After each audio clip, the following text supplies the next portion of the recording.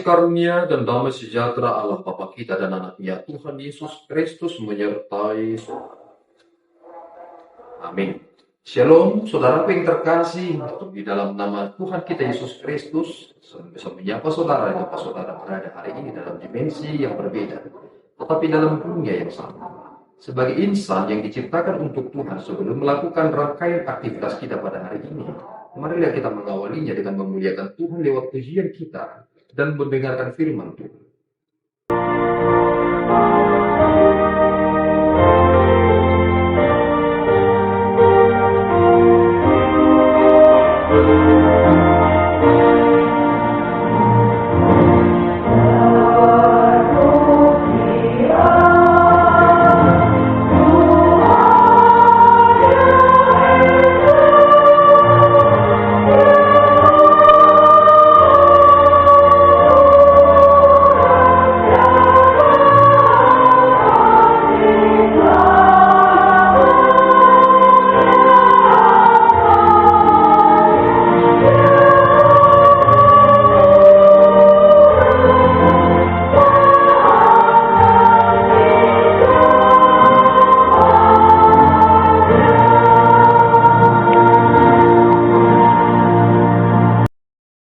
Shalom, pembacaan firman Tuhan pada hari ini diambil dari kitab Titus 1 ayat 7. Demikian bunyinya. Sebab sebagai pengatur rumah Allah, seorang pemilik jemaat harus tidak bercacat, tidak angkuh, bukan pemberang, bukan peminum, bukan pemarah, dan tidak serakah. Demikian pembacaan firman Tuhan pada hari ini. Saudara yang terkasih di dalam nama Tuhan Yesus Kristus, Rasul dalam perjanjian baru adalah mereka-mereka yang mendirikan gereja. Dan kemudian setelah ada yang mengatur atau yang dikatakan dalam teks kita sebagai seorang pemilik jemaat, maka kemudian dia bergegas ke tempat yang lain. Memang berbeda sekali dengan yang terjadi dalam konteks kita sekarang ini. Dalam sebuah gereja, para hamba-hamba Tuhan berada di sana dan mereka yang menjadi penilik atau yang mengaturkan bagaimana perkembangan atau pengajaran-pengajaran iman di dalam gereja itu. Titus diutus oleh Paulus untuk mempersiapkan penatua yang harus menjadi sosok yang terpercaya, sosok yang dapat diandalkan, dan sosok yang tidak bercacat. Apa yang disampaikan oleh Paulus dalam teks ini menjadi sangat penting, karena ini akan berbenturan dalam banyak hal. Jika mereka ini yang dipilih bukan dengan dasar yang benar, maka yang menjadi rugi adalah gereja itu sendiri. Ada konotasi negatif juga. Meskipun memang Tuhan tidak pernah memandang rupa, Tuhan menginginkan pertobatan dari seseorang.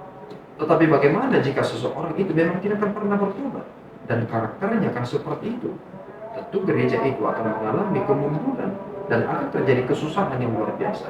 Lihat syarat-syarat yang disampaikan oleh Paulus kepada Titus. Sebab sebagai pengatur rumah Tuhan, dia dikatakan harus yang tidak bercacat, yang hanya mempunyai satu istri, yang anak-anaknya hidup beriman dan tidak dapat dituduh karena hidup tidak senonoh atau hidup yang tidak tertib.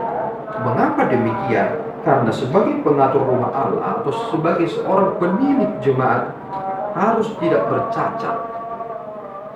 Kita tahu bahwa banyak orang yang punya masa lalu rekam jejak yang tidak semuanya benar-benar sesuai dengan ketetapan Tuhan, supaya dia menunjukkan karakter yang tidak angkuh, bukan pemberang, bukan peminum, bukan pemarah, dan bukan orang yang tidak serakah. Dan inilah kuncinya supaya gereja itu semakin bertumbuh. Inilah syarat yang disampaikan oleh Paulus kepada Titus, supaya gereja itu benar-benar hidup di dalam kemurniannya, bukan dipakai sebagai aspek untuk mencari kekuasaan atau ketenaran, atau menjadi dipakai sebagai ajang untuk mencari rezeki semata. tetapi mereka punya tugas yang berat supaya menjadi sosok yang dapat dicontoh, ditiru, diteladani, dan bukan menjadi batu sandungan di gereja itu.